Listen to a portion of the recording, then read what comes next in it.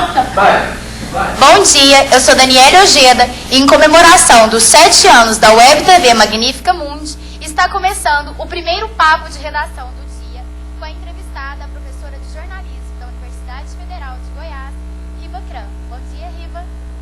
Bom dia, Daniela. Bom dia a todos os internautas que acessam agora o Magnífica Mundi. Bom dia, Gabriela. Bom dia a todos. E para conversar com a Riva, nós vamos abordar o tema Educomunicação, que foi a abordagem do projeto que deu origem ao seu livro Todos os Contos, Verificação do Imaginário Infanto-Juvenil, que foi premiado no terceiro concurso da Rede Ande para projetos em comunicação pelos direitos da criança e adolescente. Riva, após realizar esse projeto com crianças e adolescentes, como você definiria a educomunicação? Bom, Daniela, a educomunicação, ela, falando de uma maneira assim bem simples, ela é o cruzamento de duas áreas do conhecimento, né? Da comunicação e da educação. Até aí tudo bem. E a educomunicação, ela, como campo de intervenção social, como campo de ação social, ela remonta à década de 20, década de 30, de 40, já existiam relatos de projetos, de experiências de educomunicação. Como, né? Pessoas que utilizavam a comunicação como ferramenta de diálogo com as crianças, de trabalhos sociais, de diversas formas, né? Agora, como campo de sistematização científica mesmo, tem pouco tempo que a educomunicação é reconhecida, que a educomunicação entrou, que as universidades abraçaram a educomunicação. Existem ainda poucos núcleos no Brasil, né? Um dos núcleos mais fortes de educomunicação que a gente tem relato é o núcleo da USP, né? Da ECA USP, Escola de Comunicação e Artes, da Universidade de São Paulo. Eles desenvolveram um projeto grande em São Paulo, né, que é o Educom Rádio Ponto Centro-Oeste e o Educom Rádio Nacional.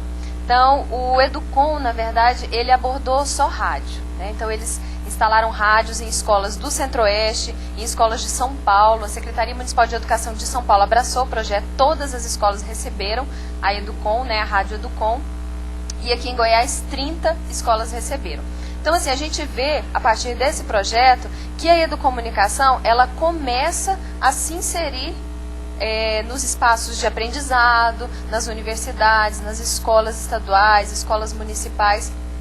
Então, a educomunicação, hoje, ela ganha corpo, né? Esse campo de intervenção, de aprendizado, cruzando comunicação e educação. Uma coisa assim que há até bem pouco tempo era impensada, né? Que comunicação era o quê? Comunicação é você passar informações. Então você parte do princípio que você produz, que existe um produtor de conteúdos, um produtor de bens simbólicos que vai transmitir isso para outras pessoas.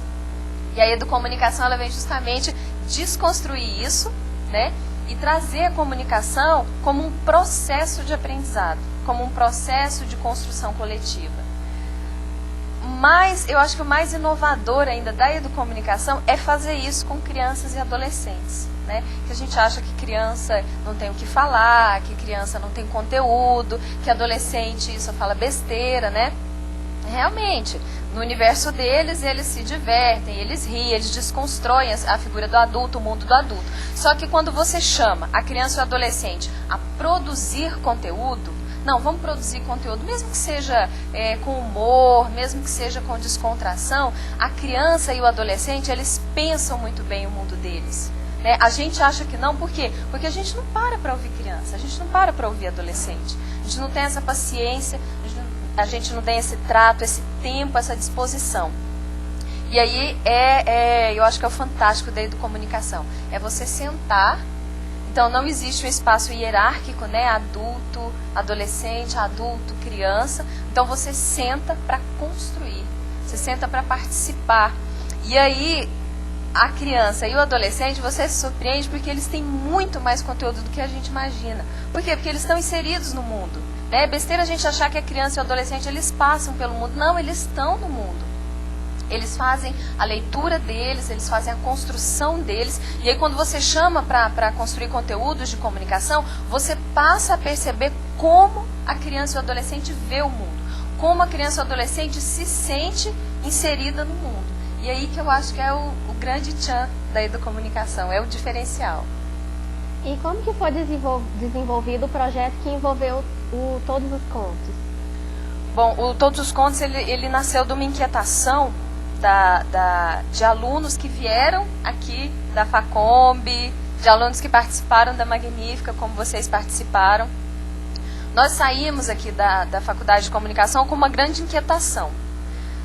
A gente participou aqui de vários projetos sociais, projetos com criança, o TV Lambança, o CRAO, com índios, né? A Magnífica Mundi, que é um projeto de comunicação diferenciada. Então a gente saiu daqui com uma inquietação. Tá, a gente participou disso tudo, o mundo da comunicação aqui na Facombe é lindo, é maravilhoso, mas o que a gente vai fazer no mercado de trabalho, né? E aí, nós vamos fazer o que agora? Vamos para onde? Então esse grupo de alunos, do qual eu fazia parte, a gente montou uma ONG, chamada Aivuetan Comunicação e Projetos. Aivu, o nome Aivuetan vem do Guarani, né? Aivu é fala e Etan é comunidade. Então, a gente queria que a Aivuetan fosse a fala da comunidade, que a gente conseguisse reproduzir no mercado de trabalho o que a gente fazia aqui. Quantas pessoas que eram no total? Olha, no princípio, eu acho que eram umas 15 pessoas, né? Mas assim, o processo, gente, de desconstrução, né, de um mercado de trabalho que a gente conhece, como a gente conhece, é muito difícil. Então, com 15 pessoas, aos poucos, as pessoas foram saindo. No final, a gente tinha um grupo de 8. 8 guerreiros, 8 apaixonados por esse processo de comunicação, de construção.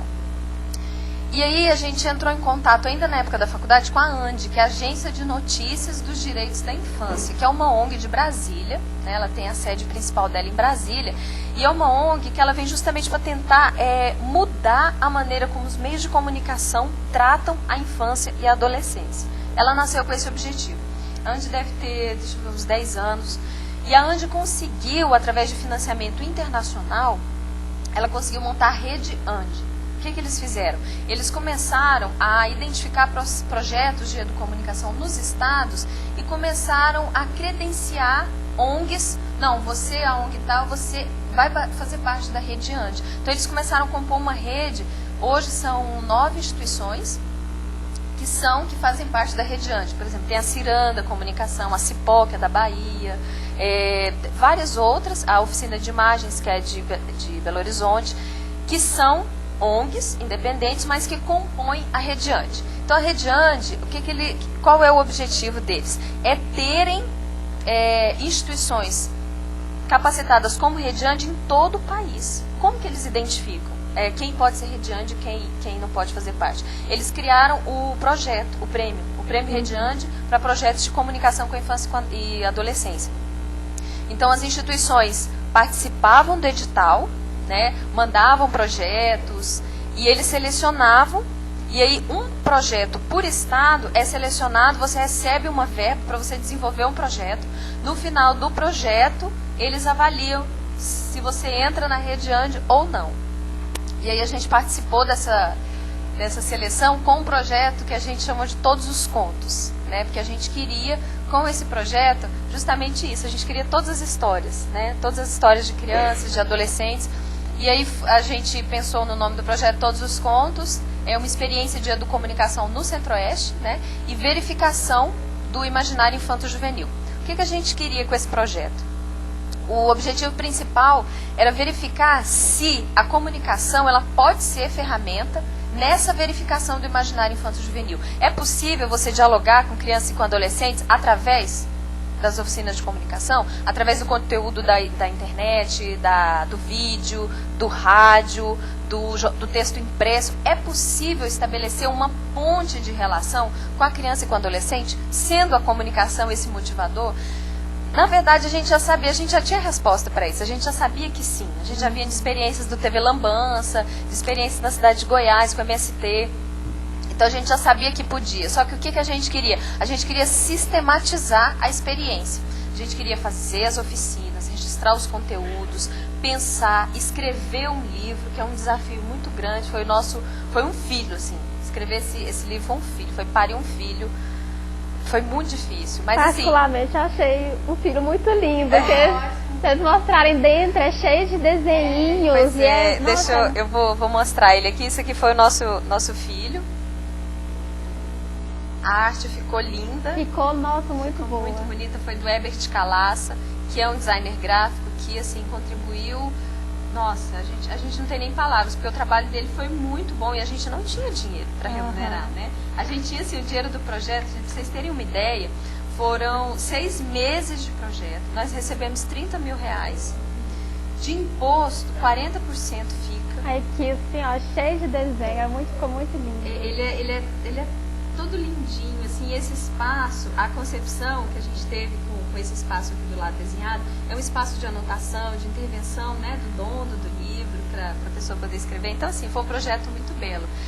Só que foi um projeto muito trabalhoso por isso, porque a gente tinha pouco recurso, a gente tinha muito trabalho, e a gente precisava de... Não dava para a gente, com tão pouco tempo de projeto, apostar. A gente precisava de profissionais que a gente soubesse que já davam conta do recado.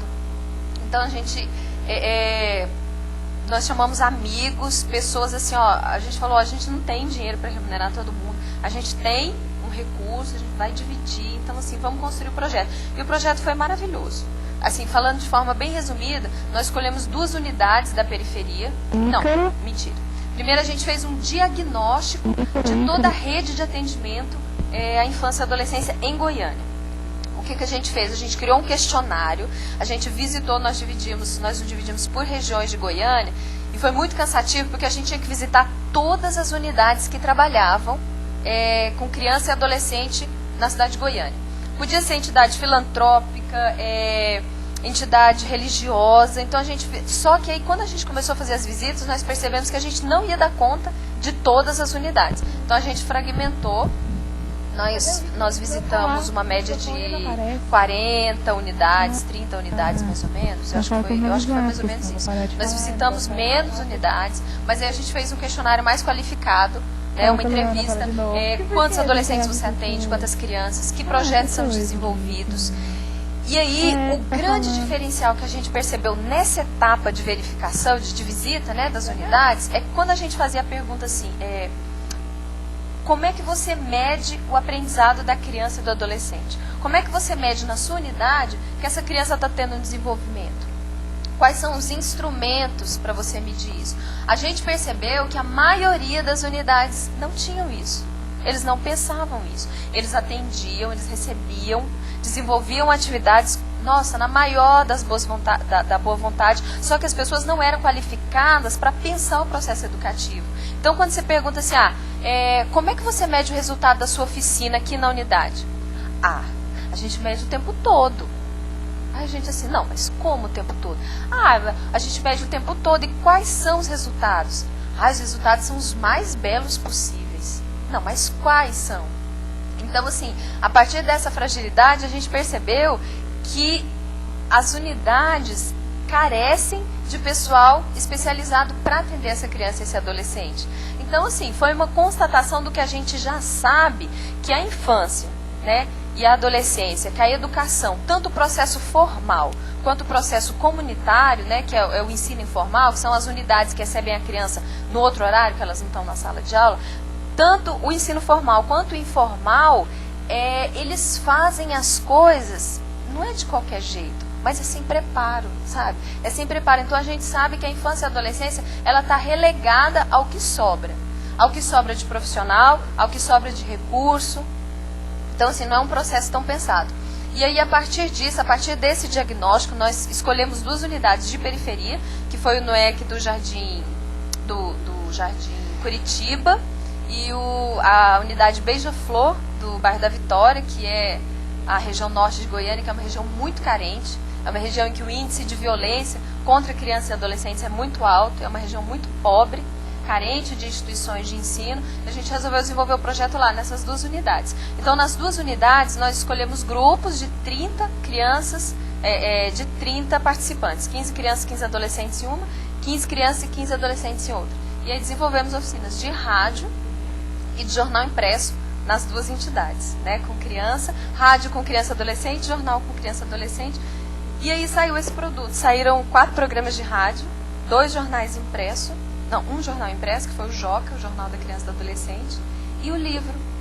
E aí esse foi o resultado assim, de forma bem resumida, isso foi o projeto. Riva, e quando vocês chegaram, né, que a ONG chegou nessas instituições, vocês encontraram crianças que estavam acostumadas com um sistema educacional de cima para baixo. Eles estavam acostumados a receber informação não só na escola, não só nas instituições, mas também na mídia. Eles estavam acostumados a receber informações prontas. Qual foi a dificuldade de colocar essas crianças para construir a informação? Como que essas crianças receberam isso? Teve dificuldades no começo? Olha, a gente teve muita dificuldade, menos com as crianças e com os adolescentes, porque eles começaram a participar. Mas com os educadores e com a diretoria das instituições. Por quê? Eu gosto sempre de falar sobre isso, porque uma vez eu li um artigo em que um pensador, eu não sei se ele é filósofo, eu me esqueci o nome dele, em que ele falava que na nossa bandeira, na bandeira do Brasil, existe uma grande contradição, que são as duas palavras, ordem e progresso. E aí ele faz um texto desconstruindo que é impossível você ter progresso se você tiver ordem. Então ele fala que o correto na nossa bandeira deveria ser ordem ou progresso, porque ou você tem ordem ou você tem progresso. E eu achei esse texto fantástico, porque ele vem de encontro a uma coisa que a gente sempre discutiu aqui na Facombi, sempre discutimos nas instituições que a gente trabalhou, que é o caos. O que é o caos? A gente chama de caos pedagógico.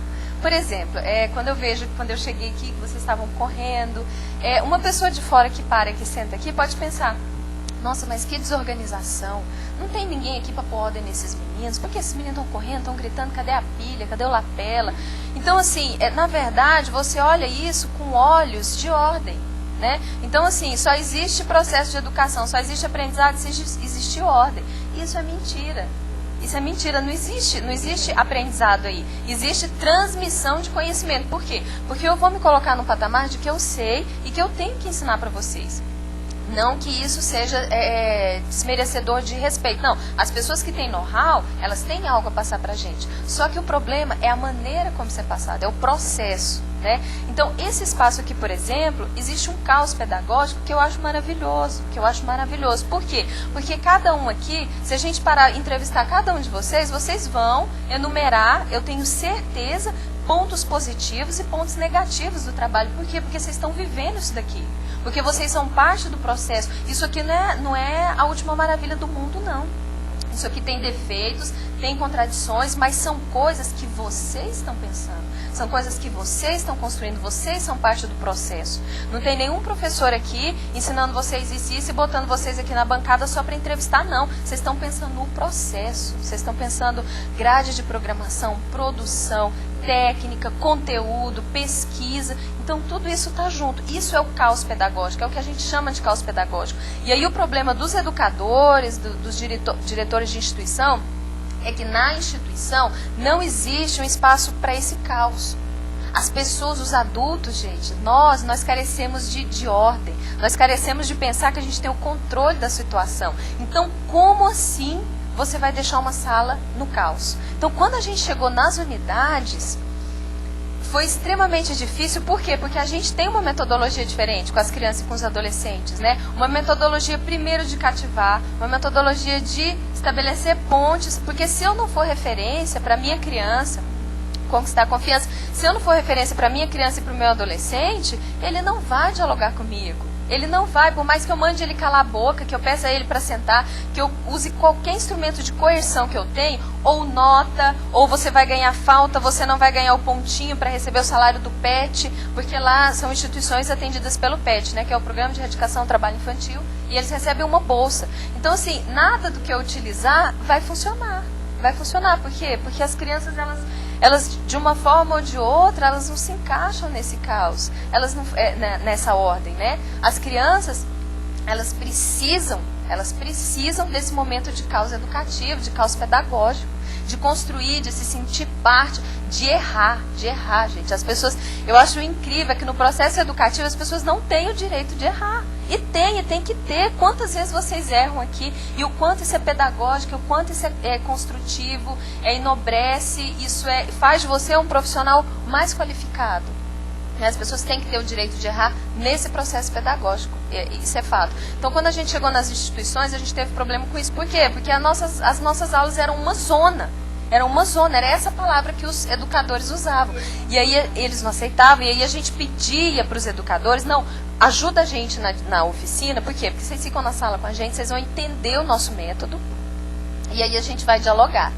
E quando os educadores vinham para a sala, o que acontecia? Enquanto a gente achava que era normal as crianças transitarem pela sala, por quê? Porque elas estavam construindo textos, estavam escrevendo, então elas iam, falavam com um, falavam com o outro, não sei o quê. Aí vinha o educador da unidade e falava, cala a boca, menino, senta, vai sentar agora, não quero que você fique andando. E isso ia contra o que a gente estava construindo. Mas o legal, o que a gente acha assim, que foi muito bom, é que no final do projeto, numa avaliação com os educadores, uma das professoras, ela até falou assim, ela fez um relato numa das avaliações assim, olha, eu achava que a oficina de vocês era uma grande zona. Por quê? Porque vocês não tinham ordem, porque os meninos saíam de sala, porque não sei o quê. Aí, depois eu fui entender que isso é parte do processo que vocês trazem. Então, assim, isso pra gente fechou o projeto. Quando eles viram o resultado, fechou, né? Que eles perceberam que é difícil, gente, é difícil trabalhar com criança, com adolescente, tem hora que a sua cabeça, sabe, você pensa, meu Deus, eu tô no caminho certo, é isso mesmo, só que no final, quando a gente vê o produto final, você percebe que você tá no caminho certo. Porque o que a gente quer, que é aprendizado coletivo, que é construção coletiva, você não consegue com ordem e progresso. Assim, qual o envolvimento e as dificuldades que o comunicador encontra quando entra no mundo da educação com as ferramentas da comunicação e passa a ser um educomunicador? Parte disso que ele falou agora, né? O que Que mais é- seria? Quais as dificuldades, né, que a gente encontra? Eu acho que a gente encontra dificuldades conceituais, muitas dificuldades conceituais. Por quê? Porque essa área da educomunicação, como área do conhecimento sistematizado e pensado, ela é nova ainda. Então a gente não tem muitos referenciais, a gente não tem muito material teórico sobre isso. Então, ou a gente bebe nas teorias da comunicação e adapta isso, ou a gente bebe nas teorias da educação e traz isso para... Eu acho que até isso é parte do processo de construção do que é educomunicação. Porque o que é educomunicação, teoricamente, ainda está sendo construído. E aí eu posso usar o gerúndio, porque realmente está sendo. Não está pronto, começou, mas ele não foi finalizado. Então, assim, eu acho que a maior dificuldade é uma dificuldade conceitual. Por quê? Porque se conceitualmente a gente que faz parte, tem dificuldade de sistematizar isso, de pensar, quiçá as pessoas que estão de fora do processo.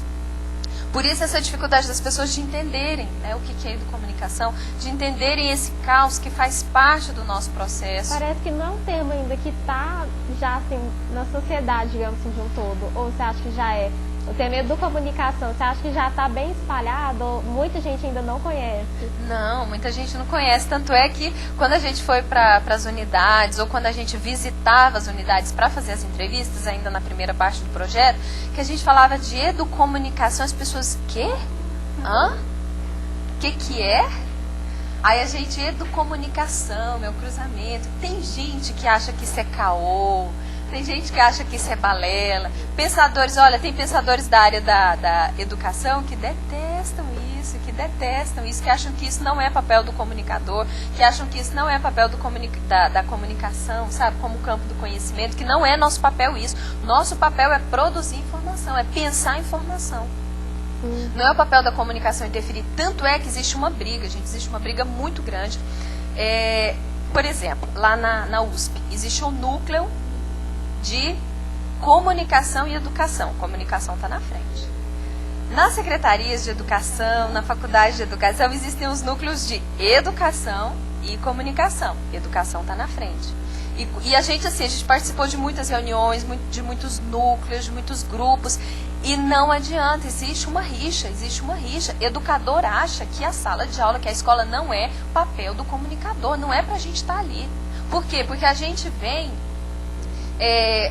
com esse caos, a gente vem com as oficinas, eles acham que é tudo muito lindo, tudo muito belo, mas a criança precisa do ensino formal. Não que não precisa, a gente não discorda disso. Só que o problema é que quando a gente chega nas instituições, a gente chega com um material muito sedutor, sabe? Um material muito atrativo. As crianças, passar da condição de consumidor de bens simbólicos ao papel de produtor de bens simbólicos, gente, os meninos, eles querem quebrar parede. Quando você fala que eles vão fazer um jornal, que eles vão fazer televisão, que eles vão fazer rádio, eles querem derrubar o mundo, sabe? Tanto é que no TV Lambança, a gente teve experiências assim maravilhosas nas oficinas de jornal. Por quê? Porque as crianças não escrevem na sala de aula. Não escrevem mal e pensam mal e têm preguiça. Por quê? Isso é decorrência, gente, de todo esse processo. Não é culpa também do professor, não é culpa do professor. É culpa de um processo, é culpa de um modelo de escola que põe 30 crianças sentadas numa sala de aula e quer que as 30 crianças fiquem sentadas produzindo, uma atrás da outra. Então, assim, isso pra gente que é adulto é difícil. Pra criança que está num processo de expansão, como diz Vygotsky, né, do 0 aos 7 anos e depois dos 7 aos 14, a criança ou adolescente, ela está no processo de expansão. Ela não está no processo inverso, que é o processo de inflexão, né? Que é você partir do mundo real. Nós adultos estamos nesse processo agora. A gente parte do mundo real para o mundo simbólico. A criança está ao contrário, a criança está entendendo o mundo real. A criança quer pegar, ela quer sentir, ela quer passar a barriga nas coisas, ela quer manusear o equipamento. Então aí você pega e senta as 30 crianças. Né? Então isso é muito difícil. E é muito difícil para a gente desconstruir isso, não é fácil, porque a gente também vem desse processo. Então às vezes a gente quer que as 30 crianças fiquem sentadas, então é difícil para a gente que quer romper com esse modelo de educação formal. É difícil para o professor que vê um jornalista Zé Mané qualquer entrar no meu espaço da sala de aula e querer mostrar um material mais sedutor do que a minha aula para as crianças. Então tudo isso é muito difícil. É muito difícil. O projeto é bem interessante, né? Porque dá à criança essa oportunidade do sonho, da construção, abre espaço para isso, para a criatividade da criança, né? Para ela pôr para fora isso. Mas como o nosso tempo já está encerrando, então eu gostaria, infelizmente, eu queria te perguntar, Riva, porque a gente vê, infelizmente a gente sabe, de todos os problemas que as crianças e adolescentes ainda enfrentam, como violência, falta de saúde, falta de acesso à educação, apesar da existência do Estatuto da Criança e do Adolescente, que garante os direitos que as crianças de fato não têm. Nesse sentido, né, para encerrar falando sobre isso, como que a educomunicação pode auxiliar as crianças e os adolescentes a conquistarem esses direitos, porque no livro fala muito disso, né, eles colocando lá os direitos e os deveres deles. Como que a educomunicação ensina para eles, ajuda eles a construírem essa busca pelos direitos que eles têm?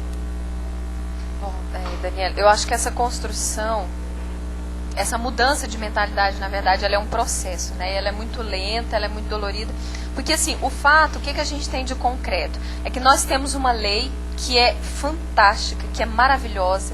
Quem aqui um dia tiver a oportunidade de parar e ler o Estatuto da Criança e do Adolescente, é uma das leis mais avançadas que tem no mundo, para tratar do tema criança e adolescente. O problema não é o ECA. O problema não é o Estatuto. Muita gente fala assim, porque o Estatuto protege, porque o problema não é o Estatuto. Não é o Estatuto. Nós só precisamos do Estatuto, por quê? Porque nós temos uma situação de trato, de violência, né, de exclusão de crianças e adolescentes que em muitos países não existe. O Brasil, ele é campeão nisso. Por isso a gente precisa de uma lei tão boa. A gente só precisa dessa lei tão boa porque nós não temos uma rede de atendimento que dê à criança a condição de viver. Então, assim, a gente tem uma lei maravilhosa, só que o que é o problema? A lei, ela só funciona, ela só vem para o campo da prática se a rede de atendimento da criança e do adolescente for uma rede boa, for uma rede de unidades de educação, se a gente tiver escolas públicas boas, se a gente tiver unidades de educação comunitária boas, que são esses núcleos de educação comunitária, que recebe a criança no horário que ela não está na escola, né? Se ela estuda de manhã, ela vai de tarde para a unidade. Então, assim, é um conselho tutelar bom, o juizado da infância que trabalhe bem. Então, esse estatuto ele só vem para o campo da realidade se a gente tiver uma rede bem estruturada. E aí é aquilo que eu falei, o poder público ele encara a criança e o adolescente como terceiro ou quarto plano, não é prioridade. Então nós não temos o investimento maciço de recursos, capacitação de profissionais, o estabelecimento de uma rede de atendimento competente mesmo, que trate a criança e o adolescente. Então tudo isso contribui para a imagem que a gente vê na televisão, na rádio, no impresso, da criança e do adolescente, que é a criança e o adolescente marginal. que a criança ou adolescente desordeiro, que a criança ou adolescente que não tem pai, que não tem mãe, que está na rua roubando, matando. Aí agora a gente vê esse absurdo da redução da maioridade penal, como se isso fosse resolver o problema dos adolescentes no Brasil, né, dos adolescentes infratores. Não que eles não...